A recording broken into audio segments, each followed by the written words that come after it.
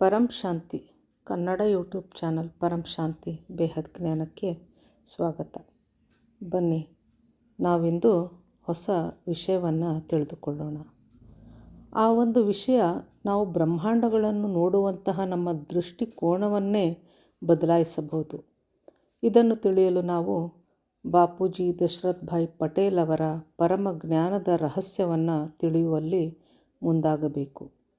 ಬಾಪೂಜಿಯವರ ಪರಮ ಜ್ಞಾನ ಬೇಹದ್ ಜ್ಞಾನ, ಆಧ್ಯಾತ್ಮಿಕ ಜಗತ್ತಿನ ವಿಶಿಷ್ಟವಾದಂಥ ಜ್ಞಾನವಾಗಿದೆ. ಈ ಜ್ಞಾನ ಭೌತಿಕ ಜ್ಞಾನ ಅಥವಾ ಪೌರಾಣಿಕ ಕಥೆಗಳಲ್ಲಿ ಬರುವಂತಹ ಜ್ಞಾನ ಇದಲ್ಲ. ಇದು ಬೇರೊಂದು ಆಯಾಮಕ್ಕೆ ಸಂಬಂಧಪಟ್ಟಿರುವಂತಹ ಜ್ಞಾನವಾಗಿರುತ್ತದೆ. ನಾವಿಂದು ಬಾಪೂಜಿಯವರ ವಿಶಿಷ್ಟ ಜ್ಞಾನದ ಅತ್ಯಮೂಲ್ಯ ಆಶ್ಚರ್ಯಜನಕ ರಹಸ್ಯಗಳನ್ನು ಉದ್ಘಾಟಿಸೋಣ. ನಂತರ ಬ್ರಹ್ಮಾಂಡದ ವಿಶಾಲ ಗಡಿಯಾರದ ಬಗ್ಗೆ ಮತ್ತು ಪ್ರಳಯಗಳ ಚಕ್ರಗಳ ಬಗ್ಗೆ ತಿಳಿದುಕೊಳ್ಳೋಣ.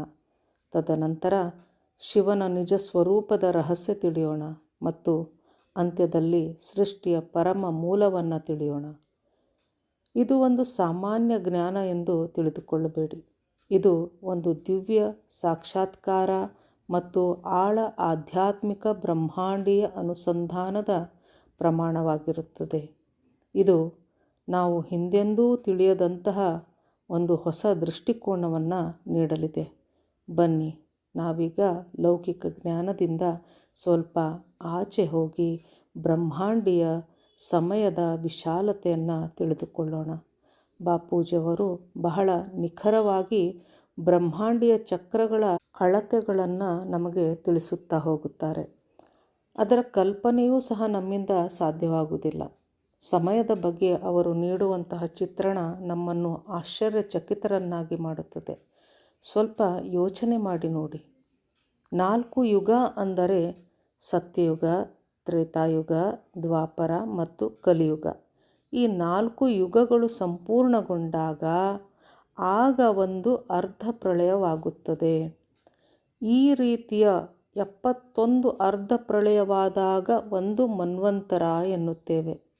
ಈ ರೀತಿಯ 14 ಮನ್ವಂತರಗಳು ಜರುಗಿದಾಗ ಬ್ರಹ್ಮನ ಒಂದು ದಿನ ಮಾತ್ರ ಜರುಗಿರುತ್ತದೆ. ಅಂದರೆ ಬ್ರಹ್ಮನ ಒಂದು ದಿನದಲ್ಲಿ 14 ಮನ್ವಂತರಗಳೇ ಜರುಗಿ ಹೋಗಿರುತ್ತವೆ. ಬಾಪೂಜಿಯವರ ಜ್ಞಾನದ ಅನುಸಾರ ಭೂಮಿಯ ಮೇಲೆ 4,32 ಕೋಟಿ ವರ್ಷಗಳು ಆಗಿವೆ.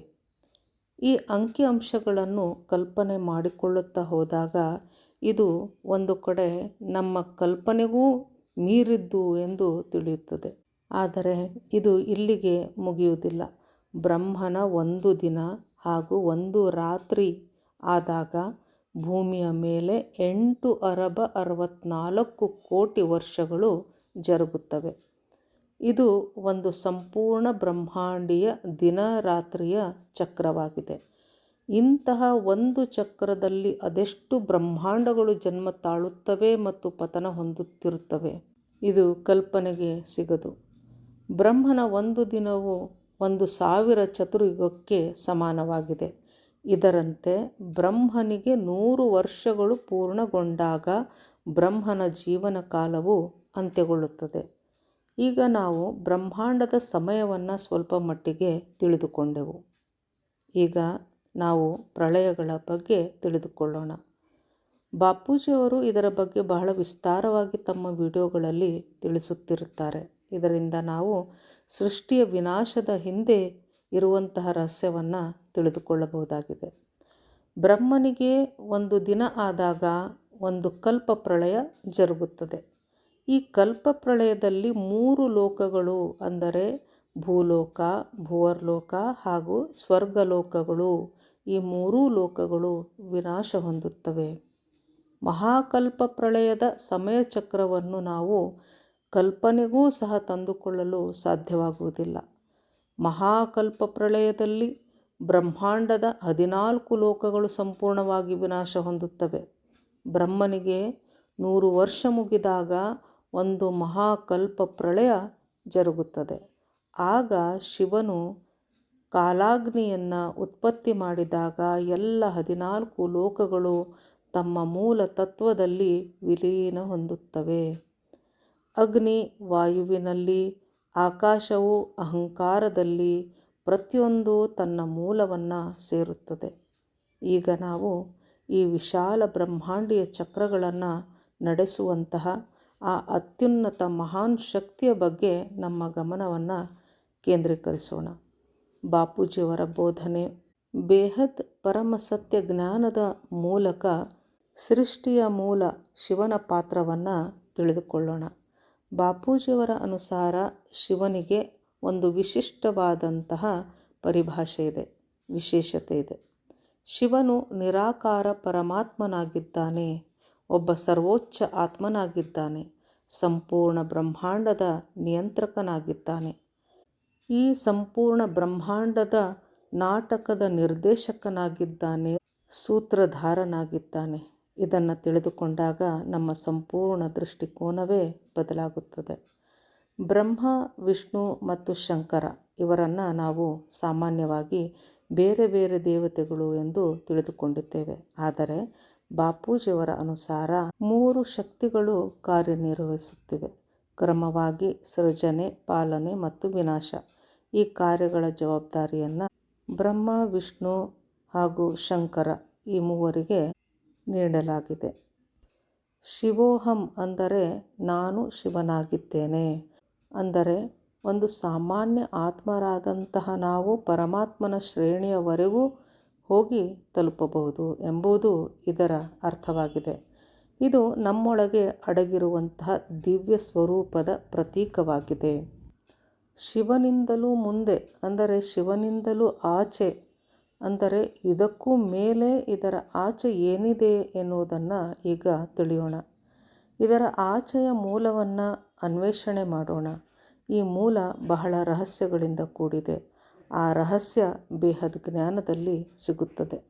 ಒಂದು ಸೋಲಾರ್ ಸಿಸ್ಟಮ್ ಅಂದರೆ ಒಂದು ಬ್ರಹ್ಮಾಂಡವನ್ನು ನಿಯಂತ್ರಣ ಮಾಡುವವನು ಒಬ್ಬ ಶಿವನಾಗಿದ್ದಾನೆ ಅಂದಾಗ ಆ ಶಿವನ ನಂತರ ಯಾವುದೋ ಒಂದು ಶಕ್ತಿ ಇದೆ ಅಂದಾಯಿತು. ಈ ಬ್ರಹ್ಮಾಂಡದಲ್ಲಿ ಎಲ್ಲದಕ್ಕೂ ಕೊಟ್ಟ ಕೊನೆಯ ತುದಿಯಲ್ಲಿ ಮೂಲದಲ್ಲಿ ಇರುವಂತಹ ಅಧಿಕಾರಿ ಯಾರು? ಶಿವನ ನಂತರ ಬರುವವನು ಮಹಾಶಿವ. ಈ ಮಹಾಶಿವನಿಗೂ ಸಹ ಒಬ್ಬ ಸೃಷ್ಟಿಕರ್ತನಿದ್ದಾನೆ. ನಾವು ಆಚರಣೆ ಮಾಡುವಂತಹ ಮಹಾಶಿವರಾತ್ರಿ ಈ ಒಂದು ಮಹಾನ್ ಶಕ್ತಿಗೆ ಸಂಬಂಧಪಟ್ಟಿದೆ. ಹಾಗಾದರೆ ಈ ವಿಶಾಲ ಬ್ರಹ್ಮಾಂಡ ಸೃಷ್ಟಿಯಾಗಿದ್ದು ಹೇಗೆ? ಇದರ ಸೃಷ್ಟಿ ಪರಮತತ್ವದಿಂದ ಆಗಿದೆ ಎನ್ನುತ್ತಾರೆ ಬಾಪೂಜಿಯವರು. ಈ ಪರಮತತ್ವವೇ ಆದಿ ಮೂಲವಾಗಿದೆ. ಈ ತತ್ವವನ್ನು ಉಪಯೋಗಿಸಿಕೊಂಡು ಶಿವನು ಬ್ರಹ್ಮಾಂಡಗಳನ್ನು ಸೃಷ್ಟಿ ಮಾಡುತ್ತಾನೆ. ಈ ತತ್ವದಲ್ಲಿ ಪ್ರತಿಯೊಂದರ ಮೂಲ ಅಡಗಿರುತ್ತದೆ. ಇದನ್ನು ಇನ್ನಷ್ಟು ಆಳವಾಗಿ ತಿಳಿದುಕೊಳ್ಳಲು ಬಾಪೂಜಿಯವರ ವಿಡಿಯೋಗಳನ್ನು ನೋಡಬೇಕಾಗುತ್ತದೆ. ಈ ಜ್ಞಾನದ ಆಳ ಹಾಗೂ ಸೌಂದರ್ಯ ಬಾಪೂಜಿಯವರ ಶಬ್ದಗಳಲ್ಲಿ, ಅವರ ಬೋಧನೆಯಲ್ಲಿ ನಮಗೆ ಸಿಗುತ್ತದೆ. ಈ ಜ್ಞಾನದ ರಹಸ್ಯ ಆಳವನ್ನು ವಿಸ್ತಾರವಾಗಿ ತಿಳಿದುಕೊಳ್ಳುವವರು ನೇರವಾಗಿ ಬಾಪೂಜಿಯವರ ಮೇನ್ ಚಾನಲ್ ಆದಂತಹ ಬಾಪೂಜಿ ದಶರಥ್ ಭಾಯ್ ಪಟೇಲ್ ಈ ಯೂಟ್ಯೂಬ್ ಚಾನಲ್ಗೆ ಬಂದು ಅವರ ಬೇಹದ್ ಜ್ಞಾನವನ್ನು ಕೇಳಿಸಿಕೊಳ್ಳಬೇಕು. ಇದರಿಂದ ನಿಮ್ಮ ಬುದ್ಧಿ ವಿಶಾಲವಾಗಲಿದೆ. ಅನಂತ ಕೋಟಿ ಬ್ರಹ್ಮಾಂಡಗಳ ಬಗ್ಗೆ ನಿಮಗೆ ವಿಸ್ತಾರವಾಗಿ ತಿಳಿಯಲಿದೆ. ಇದಕ್ಕಾಗಿ ತಾವೆಲ್ಲರೂ ಬಾಪೂಜಿಯವರ ಚಾನಲ್ಗೆ ಹೋಗಿ ಹಾಗೂ ಪರಂ ಶಾಂತಿ ವೆಬ್ಸೈಟ್ಗೆ ಹೋಗಿ ಸಂಪೂರ್ಣ ಜ್ಞಾನವನ್ನು ತಿಳಿದುಕೊಳ್ಳಬಹುದು. ಈ ಜ್ಞಾನವನ್ನು ತಿಳಿದುಕೊಂಡಾಗ ನಿಮ್ಮ ಜೀವನವೇ ಬದಲಾಗುತ್ತದೆ. ಪರಂ ಶಾಂತಿ.